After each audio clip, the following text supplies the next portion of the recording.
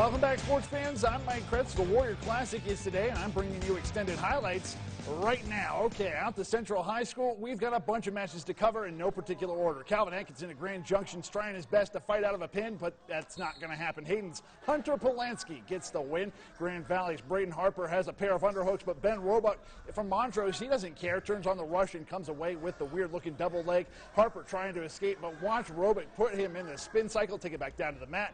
Then he drives those hips up and over the head, and this is going to turn into a pin for the Montrose native. Both shoulders square. There it is. Nicely done there. Austin Albrecht of Durango. He gets a single leg on Central's Tyler Zeke. He's got control, and oh boy, look at this side cradle. He's going to get that knee into his ear. This would lead to a pinfall for Albrecht. Up next on the wrestling train, Austin Norris of Paonia takes down Rifles Taylor Miller. He has a nice bridge here to avoid the pin, but later Norris is going to get on top of him, and with a short clock, manages to get the pin in the last 10 seconds of the round. And some big boys here. Alamosa's Austin Trujillo takes down Andrew Romero of Grand Junction hard, holds onto those legs, would bring him back in. To start the second, Trujillo is going to show off his single leg game, rams that head into the side and takes Romero back down. In the third, Romero's on top, and just like that, look at how fast he's going to sit up and spin around to get the reversal too, and it would be a point decision for Trujillo. Let's head over to the other gym. Andrew Leba from Grand Junction taking on Omar Barago, Haro of Fruta, and we're going to show you the entire match because it was that quick. Here, Leba brings the single leg up, and watch him reach over and cinch in that cradle super fast, comes down to the mat with it,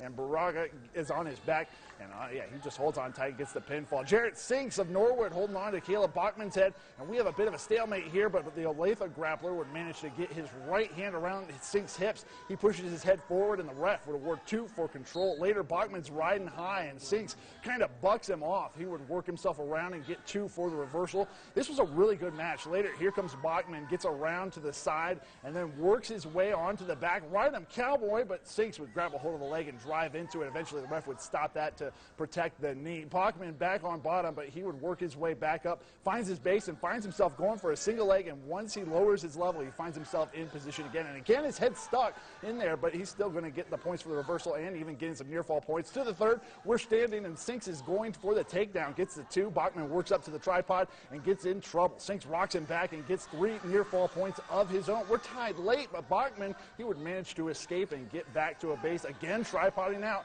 He gets his arm around Sinks and just falls right into him. And right at the end of the match, too, that would be a win.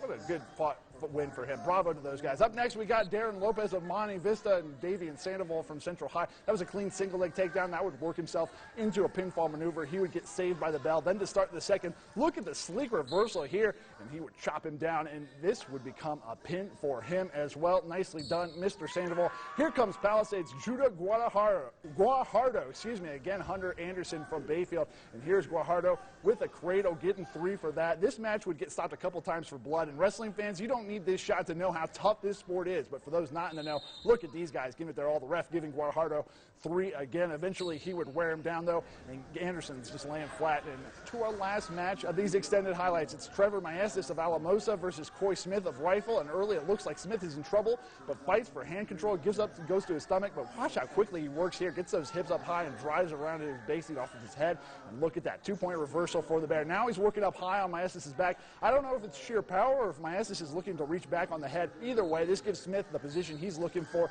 Eventually would put those shoulders to the mat and get the win. The Warrior Classic continues tomorrow at 9 a.m. Hey, that's your